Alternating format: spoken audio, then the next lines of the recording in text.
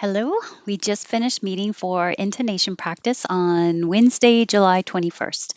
And we didn't get through too many again this week. I'm sorry. So, once again, I will copy and paste these onto not next Wednesday because I won't be meeting on the 28th. I'll be meeting on the next Wednesday, which is, I have to look at the calendar, August 4th. So, we will get to these. The first one we started with, instead of what it looks like, how are you doing? Which could sound very choppy. How are you doing? You put the emphasis on how and do. And anytime you want to make something more casual, you change ing to in. And instead of e, the high vowel, and ng with the back of your tongue very high, now you're changing to I or as your vowel and in the front, like a regular in. So anything you want to make more casual, doing, watching, thinking, drinking, anything. So in this case, how you doing? It can sound like win or lose, or it can sound like one, like, well, same as number one. If it's harder for you to find the I position instead of I is a little bit lower. It's easier just to go all the way, excuse me, down to the position, doing, because it should be very short duration and nobody should be able to tell what vowel it is anyway. How you doing? Hey, how you doing? How you doing? Hey, how you doing? And this one, I can understand why someone wanted to practice this because there's a lot of THs here. Have you thought this through? Thought and through are voiceless, so there's no vibration here. And this is voiced, it has vibration. And then you have a T and an S in between. So this has a lot of movement for the tongue. Have ya instead of have you. And when I say thought, um, I know that the next word this is going to be between the teeth. So instead of returning to the T position, thought, I can hold my tongue closer to the middle between my teeth. Have you thought and finish here? Thought this through. So the whole time I'm keeping my tongue further forward than I might usually, because all of these sounds, thought, this, through, are almost between the teeth, just a little behind maybe, and loose enough so that air can keep flowing. Have you thought this through? Really? Have you thought this through? And what a small world. There was a good question, and I also thought, shouldn't I emphasize small because that's the adjective? But what a small world is not usually how I hear this said. And when I say it, I don't think I say, what a small world.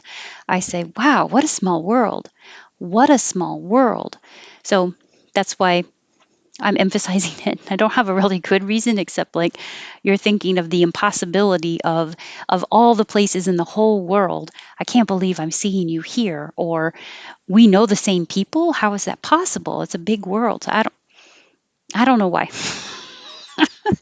What a small world. And world is the R moving to the L position, and you keep making noise the whole time and hold the L so you can hear the L. World. And you don't have to say duh.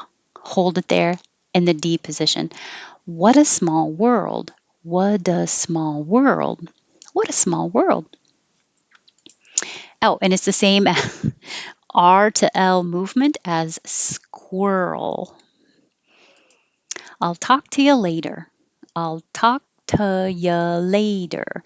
Instead of to you, the oohs change to make it more casual. So I'll talk to you later. Hey, I'll talk to you later. It's a quarter after four. And quarter and after four. Four and core are the important words here, and they have the same or sound. So you have to round your lips for the or. It's a. It's a quarter after four. It's a quarter after four. It's a quarter after four.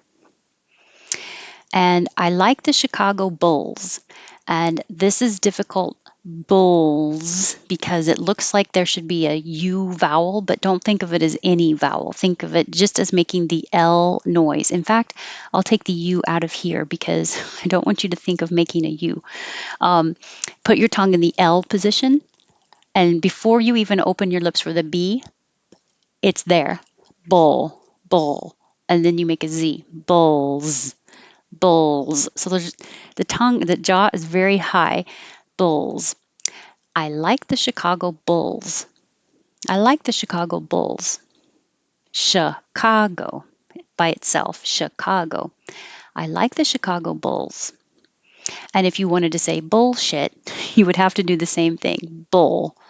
No extra vowel. Bull. And then go from your L to your SH and then hold the T in the T position so you don't release it. Bullshit. Just hold it there. Bullshit. That's it. Uh, his reform efforts stalled. And this is a good example of the word effort. It looks like OR, but it sounds like ER. A lot like the word, well, the word word is also OR, sounds like ER. Effort. His reform efforts stalled. When you finish efforts with your S, keep your S going and you go right into stalled. No stopping. Efforts stalled. Efforts stalled. And especially for Spanish speakers, if you take a break, you might make an extra sound. Efforts stalled. So no stopping. Efforts stalled. And then I somehow missed completely number 10 and I repaired it at Larry's and I thought that would be a good one to end on because it's easier and there's a lot of da da da, the T's changing to D's. I repaired it at Larry's. Repaired it that. The D connects to the it and the T in it changes to a D and connects to the A. Repaired it that. I repaired it at Larry's. And you're starting in the L position and coming back for the R. Lair. Larry's. That's all we got to. We had one word question, and I had locked this so people couldn't add more words because I always run out of time to finish the sentences lately. And so I know I haven't had time for individual words. I'll keep those more for Monday and Tuesday. American English pronunciation Q&A. The word was correlation, what it looks like here, and the stress syllable is or here, and it's 4 syllables with stress on the third syllable. Correlation, correlation. And I think that's it. So if you were here, thank you so much. Everybody did a great job participating and trying a lot of these difficult sounds. And if you weren't here, I hope you can join us another time. Have a good evening.